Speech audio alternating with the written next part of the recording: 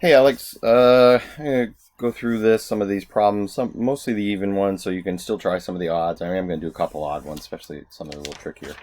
Um, First thing though, I want to start off with is make sure you understand this natural logarithm thing. We have the natural base of e here, right here, and e is just a number. It's irrational; it goes on forever. It never repeats, never stops, that kind of thing. It's 2.71828, blah, blah, blah, blah. There is on your calculator, if you have, depending what calculator you have, if you're using the computer calculator, it's there as well. But there is an E button. If you click that and enter, you get that as well. Okay. There's an E to the X button as well. All right. Now, the reason I bring that up, because this section is about that, is about the natural logarithm, which is this, ln of x. Okay. Now, all ln stands for is this log base e. Okay, that's all it represents, is a base e.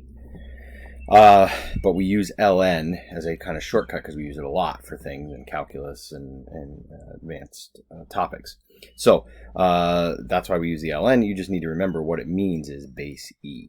Okay, so then one of the things we're going to have to do later is going from exponential to logarithmic or logarithmic to exponential. So like if I had ln of a equals b, since this is a base e, if I was going to write this as exponential, the base would be e, the exponent is b, and it equals a. That would be changing from one to the other, remember.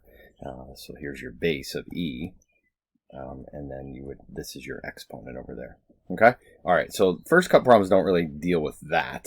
They deal with using the properties, which you learned, I think, in a couple sections prior. I think it was 7.4. Number 15 is a little tricky, and there's a couple ways to do it. I think the easiest way is always kind of start with the parentheses.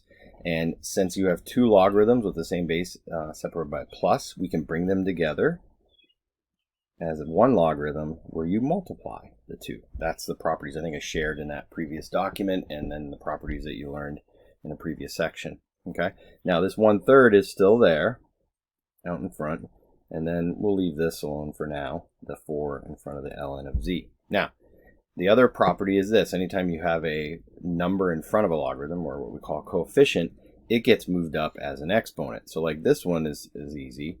This is ln of z to the 4th. Okay, now this 1/3 is, you got to be careful, it's actually on both. Okay, so 1/3 is like that. Now, a couple more steps here. Next one is kind of goes back to what we did here, but since this is two logarithms separated by subtraction, then they can be written as one logarithm of division. Oops. I didn't leave myself much space. I'm not sure, I didn't look that closely to see how the book wants their answers. That's an acceptable answer like that. You could go one step further, and that is a 1/3 power. What we learn is, if I had something like a to the 1/3, a 1/3 power is a cube root. I'm not sure if you remember that from a previous discussion about what's called rational exponents. Again, it's not as big a deal for this, and I don't know what they had in the back as their answer. So if I did that, that would be the cube root of xy all over z to the 4th. Again, the main idea here is two logarithms are added together, come together as one, where you multiply what they were taking the logarithm of. Subtraction, two logarithms are being subtracted, can be brought together as a division. And any numbers that are in front move up here as an exponent. All right. So if I look at 18, they're putting numbers in here, so they want you to simplify a little more. First thing we would have to do is the 5. Okay, you have to take care of the numbers in front first. So this will be ln 3 to the 5th. Okay, now subtraction, again, what is that? Division.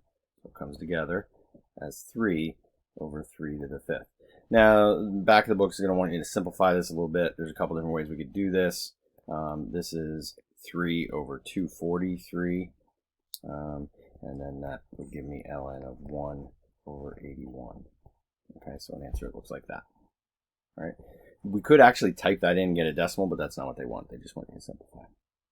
Okay, so try some of those out using those properties of condensing. Okay, The next set are solving problems. Okay, so to solve, if the problem has a logarithm, then we want to solve and get the logarithm by itself first. Okay, in other words, solve for that, make sure it's by itself. Most of these problems, they already kind of have that set up, except for maybe 26 here. Okay, and 23 also, you'd have to first in 23 subtract 1.1. Okay, all right. Once you have the logarithm by itself, then you want to change it to exponential form. Okay, so when we go to exponential form, remember ln is a base of e, so that's going to be my e, and then this number is your exponent. We learned this previous sections about logarithms going from logarithmic to exponential form. Remember, you take the base, this number over here is the exponent, and then that's the answer. Okay, all right. So I'm going to do 22 with that, just because I think that might be a trick spot. So my base is e. What would my exponent be? That's right, it's this over here, 36. And it's going to be equal to the answer of 4x minus 1. Okay, so now how do we solve this? How do we finish this? Well, you got to remember, this is just some number. Okay, so we're going to go to our calculator, and actually there's an e to the x button down here, and e to the 6, get an answer.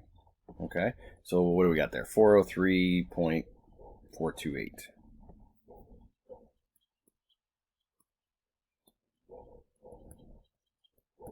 That equals 3x. Simple algebra equation, divide by 3, right? So we take that answer and we divide by 3. Oops, what did I do there? I hit something wrong. Oh, I forgot to hit 3. Sorry about that. 134. Let's go 0.48. 134.48. I'm not sure what the direction said. It didn't say. Okay, so there's our answer. Okay, now it also says check your answers. I'm not sure if these problems are going to get into it, but what they mean by that is you can't take a logarithm of negative. So this is going to be a positive. So 3 times that is a positive. That would work. Okay, so not sure if you hear the dogs barking out there outside right now. Sorry about that. 22 e to the 36. So we got to do that. It's going to be a pretty big number. Yeah. So I'm going to leave that one in there for now. So that's in terms of that would be scientific notation. This e, remember, over here is times 10 to the 15th. Okay, so I'm going to go back to that problem. Oops. And then what do we have here? We're going to add 1 and divide by 4. Okay, add 1 and divide by 4. Plus 1 divide by 4. Okay, so what would we write there? Well, we'd write 1.07 times 10 to the 15th.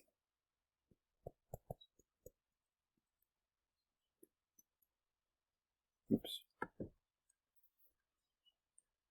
Okay, so that one's kind of a crazy one, big number there. I don't think any of the ones that are odd have large numbers. It's just that one. Okay. All right. Let's look at the last one of this type, and then we'll get to the last section. So 2 ln t 2x squared. So what you want to do first is we want one of two things, but the easiest thing to do is divide both sides by 2. We don't want that number in front of there before we change it to an exponential. Okay, it's a lot simpler if we do that first. Okay, so I know that comes up in problem. Well, there is none other that have a number in front like that, except for 23, where you want to subtract 1.1. The other reason I chose to do this one is this next thing here. So change to exponential. Base is e. That's my exponent. 1/2 is 2x squared.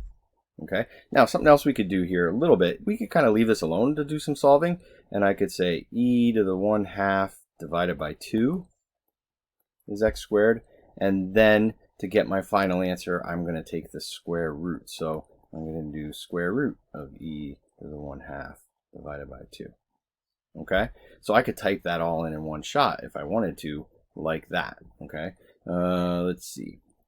Let's do this. I think I'm going to do it in steps. So e to the 1/2 answer divided by, oops, not that. Divided by 2. And then we need to take the square root. And on this calculator, I could type in those numbers, or I could just do this. So 0.907, or we'll say 0.91. Again, I'm not sure. The book didn't really specify here, and I didn't look in the back to see how many decimal points. So again, I think the key to remember is this e to the 1/2 is just a decimal. You could have typed it in there at first, got a decimal, then kind of solved your problem. Or you can type it all in one shot. Now, there is something here that I kind of glossed over, is technically when we take a square root, we have a plus and a minus. Okay? All right. So I kind of missed that for a second here. And in this case, actually the minus would work. Okay, so I'm not going to make a huge deal of this. We don't make a big deal in any of the problems on the test or anything, so don't get too hung up on this. So I should have had, positive as one of the answers and negative. In this case, it would work, because if I plug them back in, it still would give me a positive answer. A negative squared is going to be positive times 2, so it's a positive because you can take the ln of that. That's going to come up on number 25. When you do 25, it's going to look similar to this, and you should get a positive and negative answer. So slight error on my part there of putting it in, forgetting about that part. Okay, again, questions on the test, we don't get that complicated. Most of the questions dealing with this little bit here, there's not many. They're of the easier nature. So like you did 11 and 13, you said you understood. That's a good start, okay? All right, 30 and 36. I think these are a little bit simpler, okay? The problems we just went over there, a little bit because of the numbers they chose, and some of the solutions there are a little bit more difficult. Now, to do this one, we have to get the exponential part by itself, meaning this part has to be all by itself to solve. Okay, so we got to do that first. So I'm going to get e to the x over 5 equals 3. Okay, now we are going to change it to an exponential form. Okay, all right, so what's that going to look like? Well, the log base e is an ln of 3 equals x over 5. Okay, you see what I did there again? If we were going to write it without the ln, it would have looked like this. I'm going to put it here in red. It would have been log base e of 3 is x over 5. Remember, this number over here is always the exponent. Okay. Oops, why did I put 3 there? I'm sorry. That's an e. My bad. This number, whatever that is your base. And then this over here, I'll put a triangle over it, is always this one. Okay? So keep that in mind when we're writing it. So that's why. Now, log base e is just ln. Now, the reason I do that is this is a decimal. Okay? We can get that on the calculator. There is an ln button on your calculator. So what was that one again? I forgot there. ln of 3. All right, ln 3, answer is 1.098. Okay. 1.098 equals x over 5. And then to solve that, we're just going to multiply by 5. Right? So I'm just going to go times 5 and get my answer. So we're going to say 5.49. Okay. You don't have to worry about plugging in or necessarily checking answers in these ones. These will automatically work. The only thing that wouldn't work is if when you solved here, this was a -3 and you went to take ln of -3, that wouldn't work. I'm glancing over the problems and I don't see that that's going to happen anywhere, so that's not going to be a problem. Okay, so we're going to do this one here. E to the x over 9. I'm going to add 8, so it equals 14. All right. So then I'm going to change the logarithmic, so that would be log base e, right? Log base e like that. So that's ln of 14 equals x over 9. Very similar problem. In fact, all of these problems are very similar to this, okay? All right, so we're going to take in our ln of 14. I'm going to clear this. So ln 14, 2.639.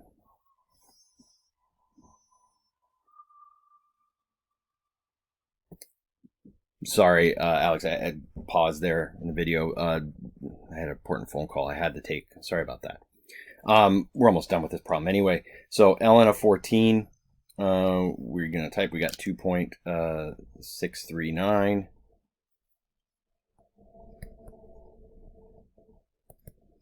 equals x over 9. So of course, just to solve that, I'm going to multiply by 9. So 25 or 23.75. Okay, and so that would be it.